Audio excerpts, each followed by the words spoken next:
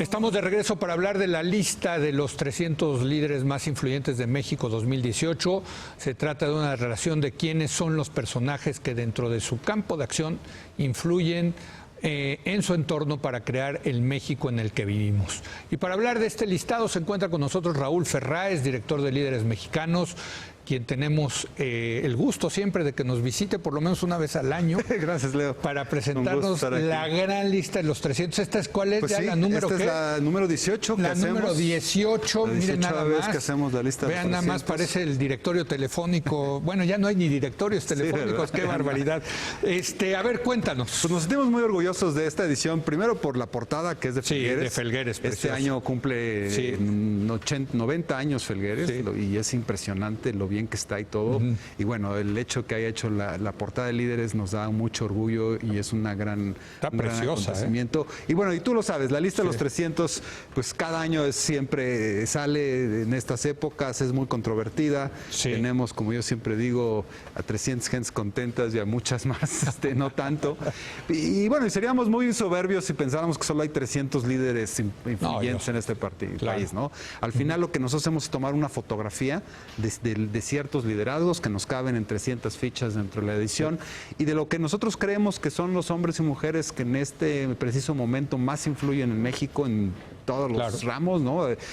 Tú lo sabes, hay personas de la política, la ciencia, la cultura, el entretenimiento, la empresa, en fin, es una lista muy amplia y eso obviamente va disminuyendo los lugares que hay en la lista. Ahora, cuando cambia el gobierno generalmente retrasan, ¿no? Porque salen en julio todos los años. Salimos en julio y esta edición la cerramos hasta el 2 de julio. Exacto. Teníamos 3 paquetes de fichas, dependiendo quién fuera a ganar.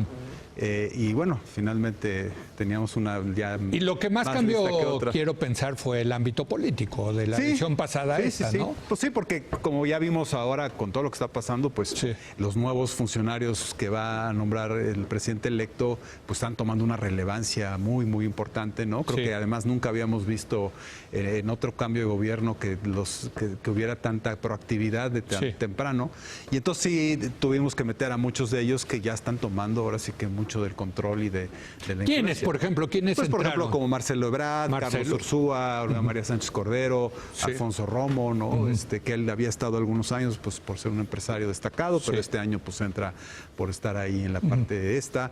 Y bueno, y muchos otros de la parte legislativa, Claudio Sheinbaum, Martí Batres, en fin, hay una amalgama y una recomposición importante en la lista. Y eso yo creo que también es algo interesante, ¿no? Al final, la lista tiene esta característica que finalmente retrata a los que están, ¿no? Y los que están en ese momento.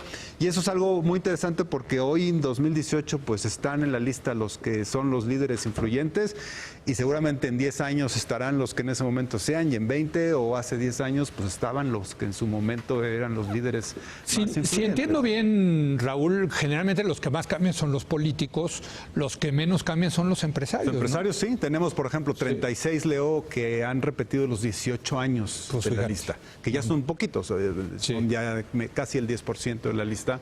¿Todos son empresarios? Que han estado...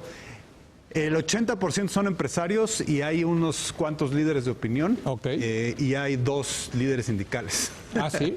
En esos, ¿Quién es? Romero de Champs y Hernández Juárez. Llevan todos los años, los 18 años en la lista, o sea, para que luego no nos cuestionemos la duración de los... Uno que siempre salía de la clase política era Salinas y ahora sí ya salió Salinas. Pues salió Salinas y digo, no obviamente porque haya perdido su influencia ni mucho menos, sino porque simple y sencillamente llegan otros actores que desplazan, pues porque tenemos un número limitado de lugares, pues desplazan a otros, ¿no? Y finalmente esa es parte del proceso de la lista, que además lo hace interesante. No, totalmente de acuerdo. Cambios, ¿no? Totalmente. ¿Entraron algunos nuevos empresarios? Fíjate que no, llevamos siempre buscando estos empresarios jóvenes que tengan ya tamaños grandes. Y creo que este año en especial no hemos encontrado a muchos. Eso me parece muy interesante, ¿no? A ver, vamos a ver, ¿sabes qué va a ser interesante? Ver si el cambio en la clase política sí se refleja eventualmente en un cambio en la clase empresarial, ¿no? Yo creo que va a impulsar nuevas industrias, ¿no? Sí. Por lo que va a pasar finalmente en los temas pues, de los proyectos que el gobierno decida impulsar más. Y eso es algo que pasa en todos los gobiernos. Lo vimos en esta administración, ciertas constructoras o ciertos, aunque bueno, eso respondió a otras cosas, pero finalmente sí eso hace que cambien las cosas, ¿no? Ahora, también hay que decirlo que parte de este ejercicio de los 300 líderes es luego la comida, que es generalmente a principios de septiembre, fue la semana pasada.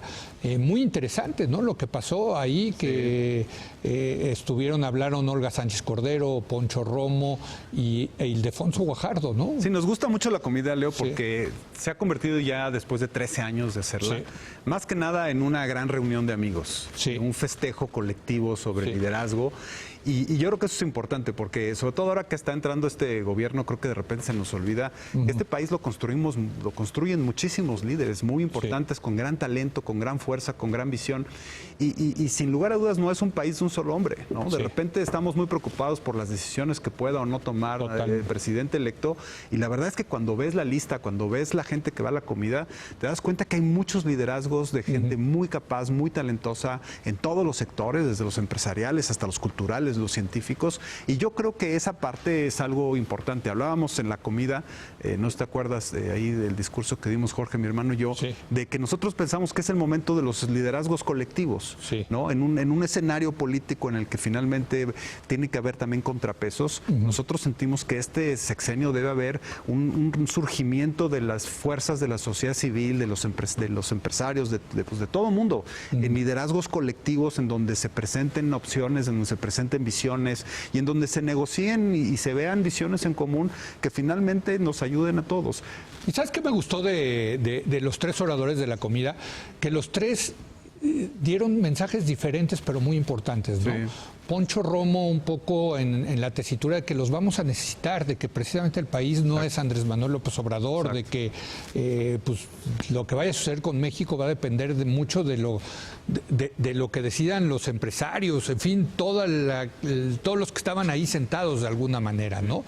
Luego Sánchez Cordero hablando de la importancia del liderazgo de las mujeres, importantísimo, y luego Ildefonso haciendo pues, un magnífico discurso, me parece, con el tema del Tratado de Libre Comercio y los desafíos que enfrenta el país en este nuevo contexto internacional, ¿no? Yo creo que hay algo muy importante y yo lo comentaba con varias personas al final de la comida y es esta famosa frase de Einstein que decía, no puedes esperar resultados diferentes haciendo lo mismo.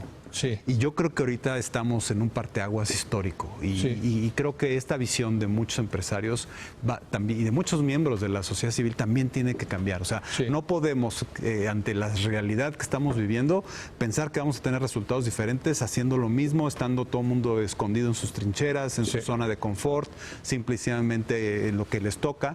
Tenemos que salir, tenemos que ser mucho más proactivos y yo creo que los sectores de la sociedad que no entiendan eso, pues van a sufrir, porque sí estamos ante una realidad que creo que tenemos que tener una sociedad civil mucho más proactiva y eso es sin duda. Bueno, pues déjame decirte que espero que el año que entre no vuelva a entrar el Bester Gordillo que bueno, durante este año tiempo no, yo sé, pero te acuerdas que tú fuiste el primero en sacarla, dijiste ya no tiene, pues espero que no regrese, mano, la verdad, ¿no? Porque sí habrá muchos regresos deseados y muchos indeseados seguramente, ¿no?